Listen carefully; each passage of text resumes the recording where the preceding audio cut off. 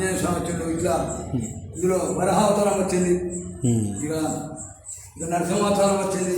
హోమం చేస్తే నాగపరికతో నరసింహావతారం కూడా అవ్వడం జరిగింది. ఇది 2018లో చిన్నజీవ స్వామి ఆదేశం ప్రకారంగా ఇక్కడ దేవాలయం ప్రతిష్టాపన చేసినాం. 1992 సంవత్సరంలో ఈ ఆలయం నిర్మాణం చేసినాం. మరి ఈ ఆలయం నిర్మాణం అయినప్పటి నుంచి ఎంతోమంది భక్తులు నిరక్షరాసులు ప్రపంచంలోకి బాధ పోలేదు అనే వాళ్ళు వచ్చి ఇక్కడ ఎంతోమంది పైన వారు ఉన్నారు. మరి ఇక్కడ మన కేసీఆర్ ప్రభుత్వం రావాలని మన వియ్యంపుడు జగన్మోహన్ రావు గారు వచ్చి ఇక్కడ మరి పూజ చేయడం జరిగింది. ఈ అష్టలక్ష్మి దేవాలయం నిర్మాణంగా ఉన్నది. మా తెలంగాణ వస్తే మా కేసీఆర్ ముఖ్యమంత్రి అవుతే 30 లక్షల రూపాయల దేవాలయంకు డబ్బులు ఇస్తారు వాగ్దానం చేశాడు. మరి 10 సంవత్సరాలు అయిపోయినాయి, కేసీఆర్ రాలేదు. కేసీఆర్ కొడుకు కానీ బిడ్డ ఎవరు రాలేదు. ప్రజానాయకులు మెట్పల్లి విద్యాసాగరరావు కూడా ఇక్కడ వచ్చి గెలిచిండు.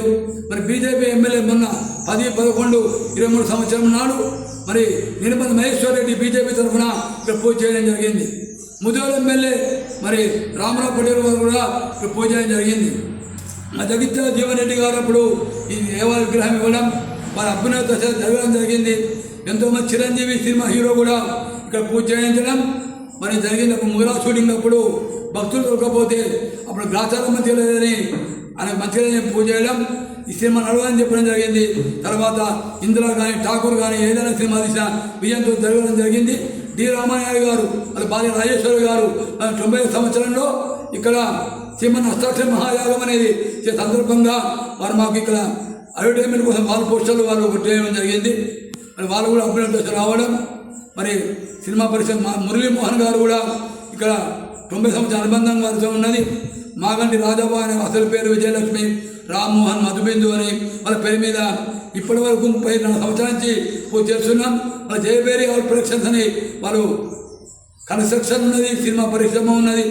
మరి ఎంతోమంది మేధావులు వస్తున్నారు, వ్యాపారస్తులు వస్తున్నారు, ఉద్యోగస్తులు వస్తున్నారు, కార్మికులు ఎంతోమంది దేవాలయంకు వచ్చి క్షమతోనే ఇక్కడ దేవాలయం నిర్మాణం చేసినాం. కానీ ఇప్పుడు కావాల్సిన వస్తువులు ఏంటంటే మరి వచ్చే వాళ్ళకి ఎన్నో బీమాలు వస్తున్నాయి కాబట్టి ఆ బీమాలు పోయేటట్టు కోసమని ఇక్కడ నక్షత్రవనం అని పెట్టాలని అనుకుంటున్నాం. స్వామి నాకు ఒక 5 ఎకరాల ప్లేస్ ఎవరైనా ఇస్తే అక్కడ నక్షత్రవనం పెడదామని వచ్చి అకాడమీ సెంటర్ కావాలని కోరుతున్నా. ఇక పండుగలు తగ్గలేదు కాబట్టి గవర్నమెంట్ తరఫున కానీ ప్రైవేట్ తరఫున కానీ ఇక్కడ ఒక 5 ఎకరాల ప్లేస్ ఎవరైనా ఇస్తే నక్షత్రవనం అందుబాటులో ఉండేందుకు ఇక్కడ కావాలని అడుగుతున్నాం. మరి భోజన వసతిగా ఉండదు, భక్తి కొద్ది వస్తారు కాబట్టి మరి కొన్ని ఏం తినలేదు కాబట్టి పండ్ల చెట్లు, పూల చెట్లు స్వామికి కావాల్సిన భోజన వసతి చేయాలని మీ అందరినీ నేను ఇక్కడ అందరినీ విన్నవిస్తున్నాను. స్వామి ఇది శరీరం మీకు అర్పిస్తున్నా. ఈ దేవ నిర్మాణం చేసి 30 సంవత్సరాలైంది. నా జీవితం దేవునికి అంకితం. 30 సంవత్సరాల నుంచి ఈ గ్రామం నుంచి కూడా ఎవరు 1 రూపాయి అడగకుండా ఎవరికి ఏ సేవ చేయాలని సేవ చేస్తూ కాలం గడుపుతున్నా. నాకు ఏ గవర్నమెంట్ కూడా 1 రూపాయి జీతం ఇచ్చేది లేదు. ఎవరి దగ్గర కూడా వచ్చి తిన్నవాడు అడిగినవాడు లేడు. మరి అంతా భగవంతు హనుమంజయ స్వామి నాకు ఉండి రక్షిస్తున్నాడు.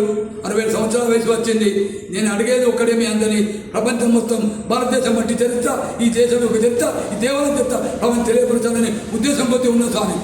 మన హిందూ మతం గురించి చేద్దామని అనుకుంటూ స్వామి మీ అందరూ కూడా మీరు భక్తులు డబ్బు అడుగుతలేదు స్వామి. మీరు ఎవరైనా సరే దేవాలయం కావాల్సిన వస్తువులు సమకూర్చండి. మీ కష్టాలు నాకు చెప్పండి. మీ కష్టాలకు మీ ముందర ఉంటే పాట నా వాగ్దానం, నా భార్య బిడ్డ సాక్షిగా, తల్లిదండ్రుల సాక్షిగా, నా బిడ్డ సాక్షిగా ప్రమాణం చేస్తున్నా. నాకేం అవసరం లేదు. జీవితం మీ భారతదేశానికి అంకితం. వారి చరిత్ర తెలుగు వస్తుంది. జై శ్రీమన్నారాయణ, జై శ్రీమన్నారాయణ, జై శ్రీమన్నారాయణ.